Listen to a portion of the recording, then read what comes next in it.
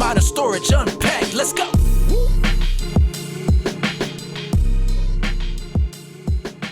Welcome back to Modern Storage Unpacked. I'm Hannah, your host. And I'm Kaylee, your co-host. Today, we're going to be going behind the gate to talk about what it really takes to run a successful storage facility in 2026. So whether you're an investor or an operator, we're going to be diving into all the tips, strategies, and lessons learned from this past year. So don't forget to subscribe to our channel so you don't miss an episode. Surprisingly, there's a lot to unpack in this world of self-storage. Yeah, there is a lot more to running a storage facility than just renting units.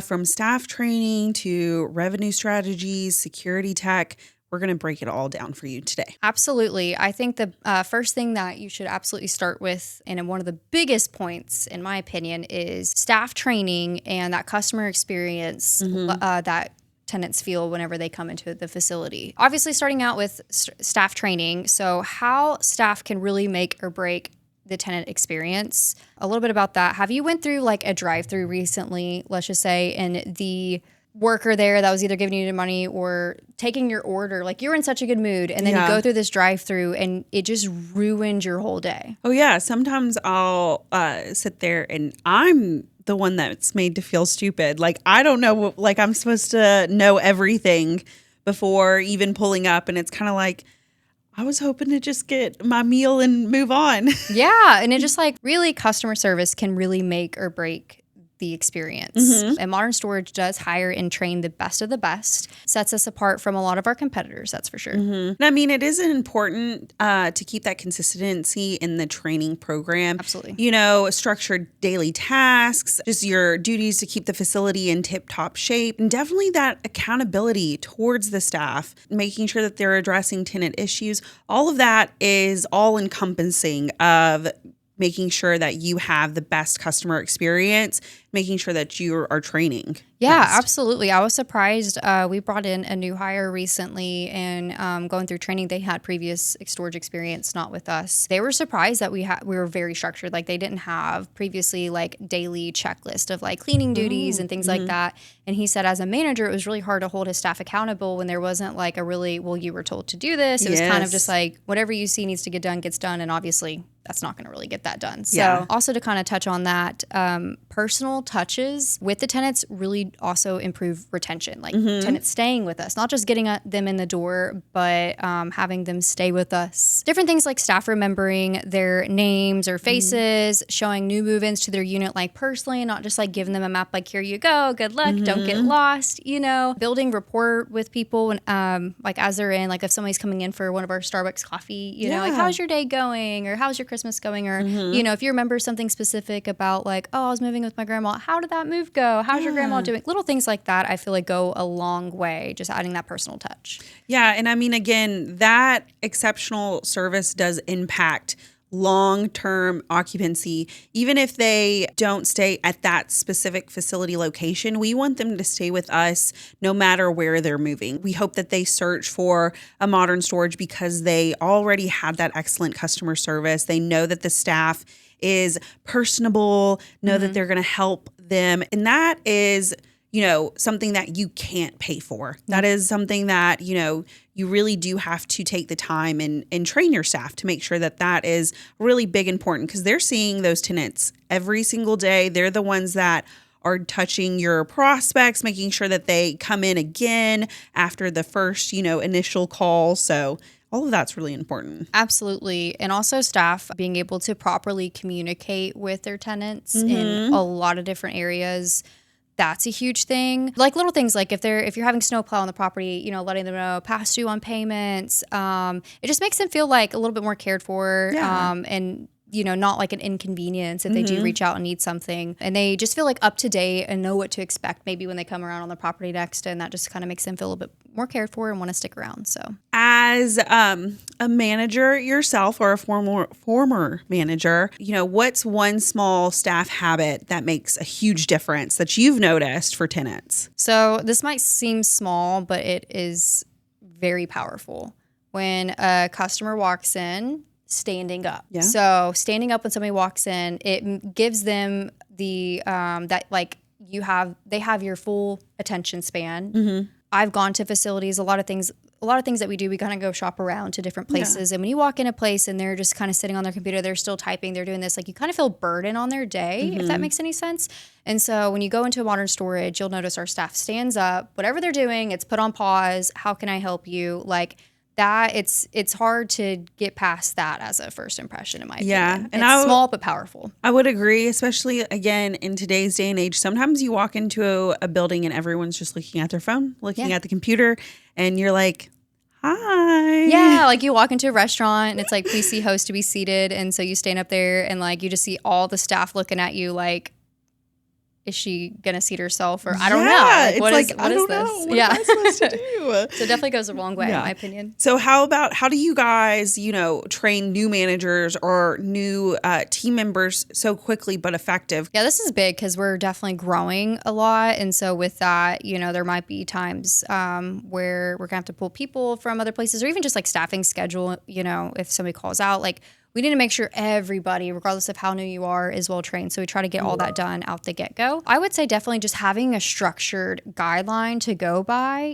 You can never be too structured with it, from day-to-day stuff, opening stuff, closing stuff, all of our best practices, having everything clearly outlined, and dedicating time also to follow up with them throughout their training. Like usually, when we hire staff, we try to like put them around a little bit, maybe train this place for a week and this place for a week, because it gives you a good mix of like managers and tenants and things like that. But after a little bit, I will personally get with them and the managers who's been training, like, hey, what are your thoughts? And then get with them like, hey, how are you feeling? And just like giving them that one-on-one time of like, are you catching things? Is there anything you're not sure about that maybe, and then just kind of reviewing some of their work and seeing kind of where they're at. So have you noticed like a direct impact on revenue from better customer experiences? Absolutely. Retention. It costs money to have a unit sit vacant, finding a new person, so the longer a tenant stays with us, in my opinion, the more money we are making as a whole, regardless if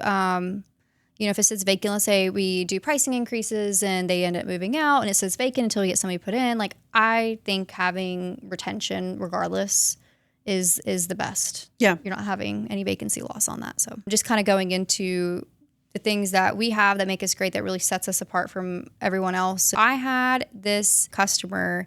She came in. She was not wanting to move in. I got that clear out the get-go. She has a storage unit that she's been at 8+ years. So very, very loyal. She was really not wanting to move in. She was just really frustrated that like her price just kept going up and up and up, and they weren't really willing to work with her. So she was just kind of shopping around, but again, like was not committed on anything. Very shocked at the level of not only the customer service, but the amenities we had in the office, the Starbucks machine, the conference room, just the feel of it. Like you could just tell she was just getting sucked into like the vibe of Modern Storage. And she just like fell in love. Like, I've never seen someone so excited for a storage unit before. Like, she tops the mark, yes. And so it was so funny. Calls her husband like, babe, you got to get here right now. Like, I know we said we weren't really going to be switching, that we were going to stay, but you just got to show up. He shows up. He's like, this is you. He agreed to have her switch because it like we matched her vibe, I guess you could say. Okay. I'm sure all those, the eye-catching things helps, but it doesn't matter how nice of a facility you are or how rundown of a facility you are, in my opinion, having that customer service, like that is just irreplaceable. Let's talk about operational efficiency now. So it might not sound that glamorous, but it really is what separates a good facility from a great one. So you think of it like engine under a hood. Yeah. Right? Good analogy. Yeah. You don't always see it, but you sure notice when it's missing or something's wrong with it. Exactly. So things going into that, like a well-lit facility, inside and out. You want tenants to feel safe at any time coming on the property, whether they're, driving up to a doorway or walking through a hallway, having like a dark area, of the facility at like 9 p.m. at night, 8 p.m. at night. You want tenants to feel safe. Yeah. So storage units are already scary enough. They can be a little creepy. I don't want it to be like pitch black. Yeah. And I'm like, I won't lie. They can be a little creepy. That's why we try to do as much as we can to make it amazing. Yeah. So going more into that, automated gates and cameras, it also lets staff keep more of an eye on the facility without having to be there all the time, and obviously keeps the tenants safe. Also having a set schedule for maintenance and knowing who does what, keeps everything running without problems. I feel like that's a huge thing too. You don't have random people just kind of showing up that, hey, like, I'm here to fix this. Like, nope, Joe was here last month. Yeah. Also, investing into technology to keep track of occupancy and daily tasks for staff gives a clear line of how facility's doing, good or bad. Like, don't get me wrong, I still think that there's a lot of things you can't replace human or some sort of paper with, but having technology that comes in and like helps you with that, like has like a checklist on your phone you can pull up, or it gives you that accountability too. If it's kind of like, oh, if you didn't fill it out, it's, again, just a little bit helps. Yeah, it's better than filling it out on paper. Like if it's filled out on this, it's like time stamped, you marked it done. Is it done? Yeah. So with that, which operational changes have the biggest like ROI or return on investment for owners? So having a lot of security cameras that are very visible and the access to remote monitor, like if you're closed and you want to like kind of check in, let's say, you get some messages like you got calls or things are happening, you can check your camera. So having that ability, in my opinion, it prevents a lot of theft. I could see that. I mean, if you see a camera, you're going to be a little less likely to try to do something. Deters some unwanted activity. Also, I feel like it gives tenants a big peace of mind when they see that, which gives you retention and saves labor cost, you know? And then also having the feature to have like online reservations and payments, that's a big one too. So it lets tenants like book and pay and manage their unit online without having to deal with us. So that reduces a lot of admin work, labor cost savings right there.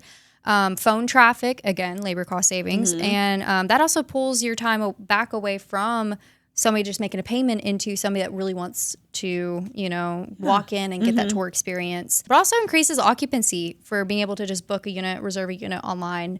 Some people don't want to walk in and do the full tour and like let you give them a whole shebang on how this works. They are just, to the point. Yep. Let me just book a unit. You tell me what you need and let's do it. So with that, are you noticing that like these tech improvements, like are tenants noticing them a little bit more, or is it more like behind the scenes, like for maybe the staff and the owners that are really both? Honestly, I mean, it appeals to kind of everyone. For tenants, it's easier for them to call and make a payment. Instead of doing that, they can go on and like do it all themselves. So it could be a little bit of legwork up front, like making sure they know how to set up to their account online. I ended up just starting like whenever somebody moves in, I give them like a little welcome in email, and I have everything detailed out, and that's just like something they can refer back to because if they ever need to change their auto payment method, they can do it from there. If they needed a preview or download a previous receipt for like work purposes, they can do it there. Like everything they need is right there and less work on me at the end of the day. So now that we covered operations, let's talk about the money side of things. I know that's what most of like owners and investors want to hear. Yeah, money. But it's what makes every business a business, and it wouldn't be one without it, right? Unit mix strategy, having a range of sizes is a big thing. It attracts more tenants, and it fills more units, and just gives current tenants flexibility to upgrade and downgrade as well when needed. Like if somebody moves in and they decide a year from now that they sold half their things and they want to downsize, like having that option for them, to upsize and downsize more flexible without having to go somewhere else, Yeah. And then obviously offering climate control, we'll say that time and time again, having that is a must have, but it meets those niche little needs, increases revenue per square foot too. Dynamic pricing.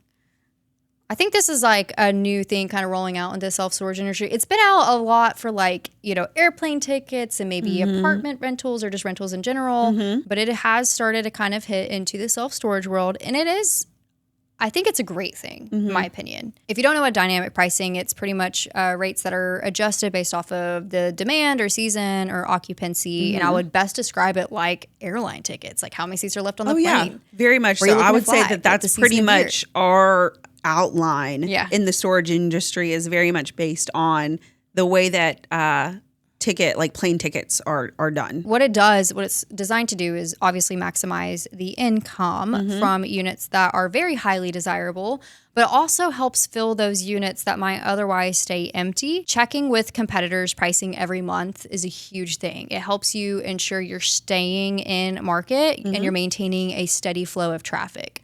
But what I really like is it really does, it can lower some pricings to kind of help meet with competitors' needs and fill up. Again, I'm big on, not having any vacancy, filling up some units when it otherwise might stay empty is a huge thing for me. With marketing strategies, it's all about attracting new tenants. So, utilize your local SEO, which stands for search engine optimization, to drive that organic traffic. You can also look at paid ads for just a quick way to get your name out there, especially if you're opening a brand new facility. Maybe you're adding on to a phase. It's really important to go ahead and have a really good mixture of both organic and paid. Also, a big thing that we love doing is referral programs, partnering with businesses, partnering with local communities to really be able to have a cost-effective way to attract more trustworthy tenants as well. And again, I love the referral program. Yes, it's probably one of our favorite things, especially when opening a brand new facility.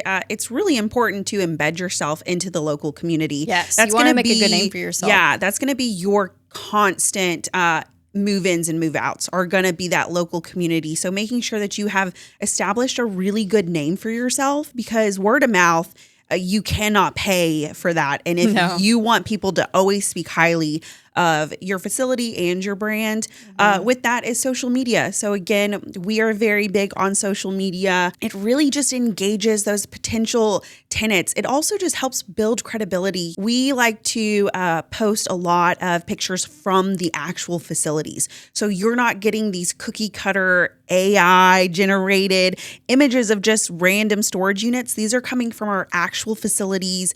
Even our managers are featured in there. So, if you're a lot like me, I like to do some social media stalking before I call a business up. And so it is kind of nice to be able to be like, oh, I recognize you. Mm-hmm. You were in that TikTok video. Yeah. And I was going to say bonus points if they do like funny TikToks. Yes. Like I would be watching them. It just helps. Coming in and be like, I saw that video. Yes. You're great. And again, at the end of the day, you can look at marketing through a lot of different lenses. But, if you have a great brand and some great staff, you can always have fun with it. That's important to establish during opening, during construction, making sure that you're talking to your marketing team that this is how I want my brand to be perceived. This is our goal.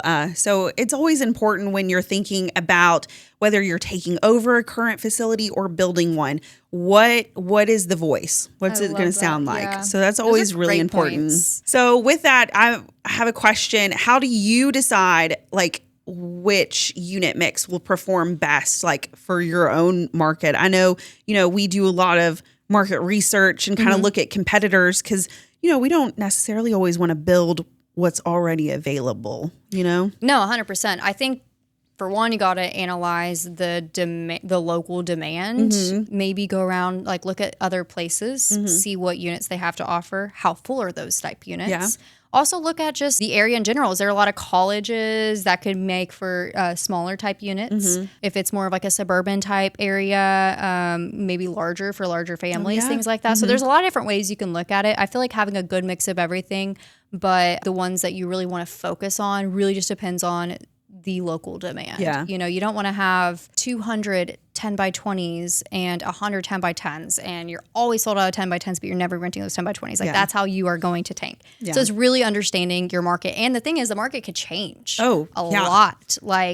What else is getting built in the area that's bringing in new people in? There's so much that can go into it. So it's really kind of hard in a sense to really just go all in and build something not knowing what could change. In my opinion, it'd be kind of good to build in phases, start with a little good mix of everything. And then as you're, kind of filling that up and seeing the demand, you can kind of plan on building more onto the property. That's what I personally recommend. Yeah. I feel like that's a really good point though. Yeah. And I mean, you have that, what we had previously talked about, when it comes to dynamic pricing, do you feel like it is worth it, or is it an overkill based on how our facilities had performed in 2025? I think it's worth it in higher demand and very competitive markets. So if you're not changing and fluctuating your pricings to be competitive in a area in a city that has a million places that they could get twice the size for cheaper than you,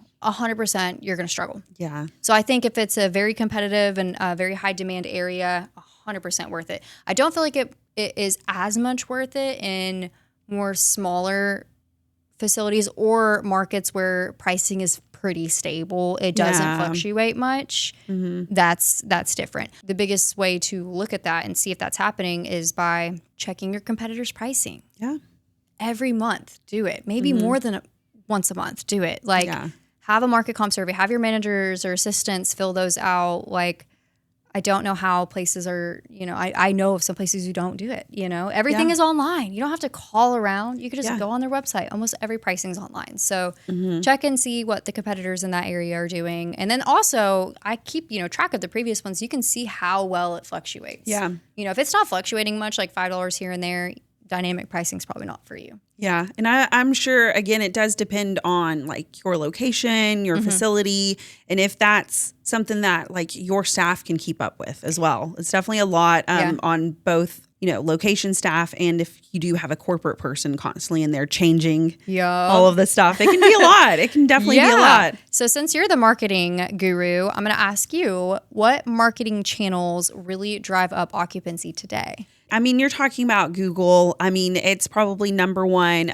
search engine. It also holds a pretty big market share on, they are the owners of YouTube, a platform that we also push our videos and stuff on. It's really important to be on the first page when people are searching.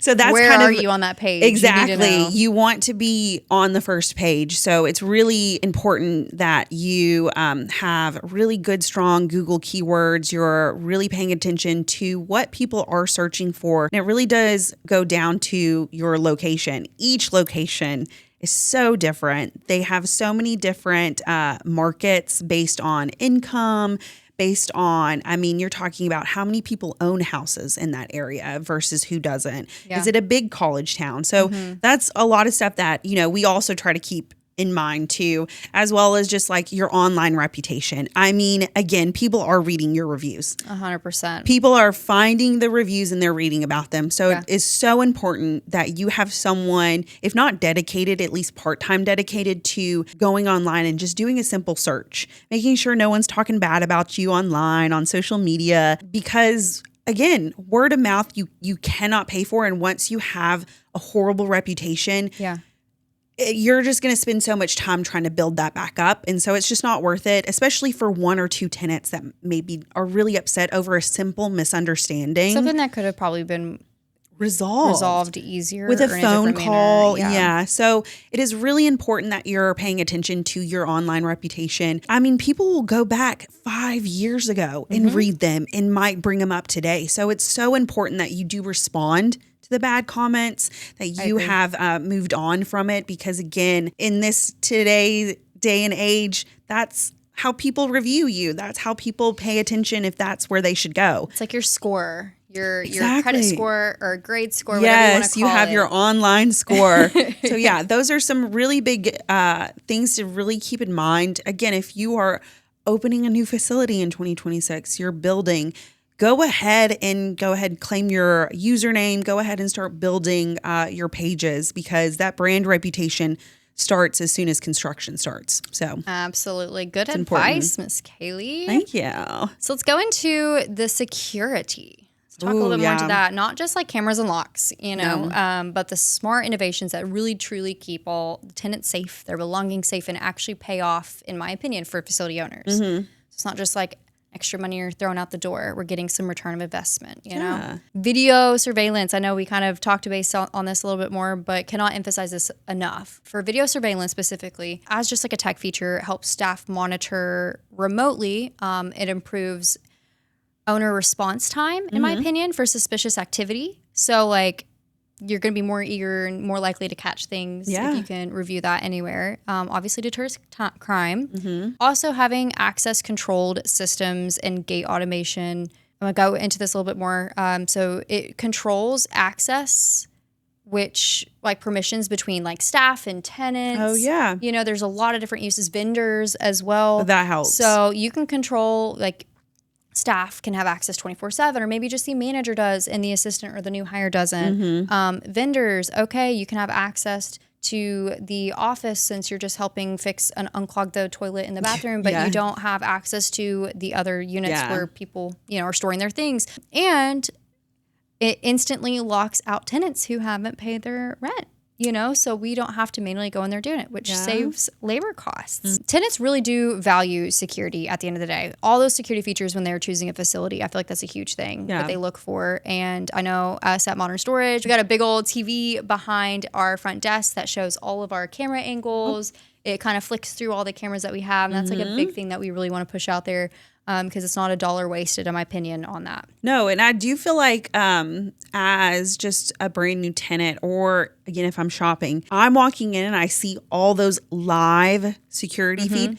I know that my stuff is being watched. Absolutely. Like I know that, if something does happen, let's run the cameras back. I want to see who was walking down. I love playing back the cameras over like little things too. So what security features do you feel like tenants do notice the most? Cameras, gate, and then lighting. I mean, that might not seem like a security thing to everybody, but we have like these motion sensor lights. So like, okay, if you first open the door, it might look a little dark and like, do I want to go down there? But as you walk in, like it's like motion automated, so it'll that's come nice. on. Yeah, so it's also kind of nice. Like if it's dark, that means no one's been walking around over there. So that's another thing I like to say. That's a perk too. Yeah. And so how much should operators like invest in tech versus like human monitoring in 2026? So I have a rule of thumb. Tech should handle the routine, but humans should handle the exceptions. So true. I think of it as those Waymo taxis that are automated that have no driver, that have been getting into accidents because the AI doesn't see that there's That's accident. I'm so scared of automated cars like that. An accident on the side, so it doesn't pull over. So they've been having a lot, again, like there's no one there to make that exception. And to correct that, Exactly. Unless you were having to be in the front seat and be like, and then give me training on like, okay, how do I know this is failing? Yes. If that pulled up to pick me and take me somewhere else, I would walk. So I know we've covered a lot. So to wrap this up a little bit, the future of storage isn't about choosing between tech or people. It's about building facilities where both of them work together to create structure and simple, just reliable experiences. We hope that these insights have helped determine where you'd like your operations and team and tech to level up in this year ahead. Yeah, this was a really good one. So I hope you guys enjoyed that. We'll see you guys next time on Modern Storage Unpacked. That's a wrap for this episode of Modern Storage Unpacked. Thanks for listening. Be sure to subscribe. See you next time.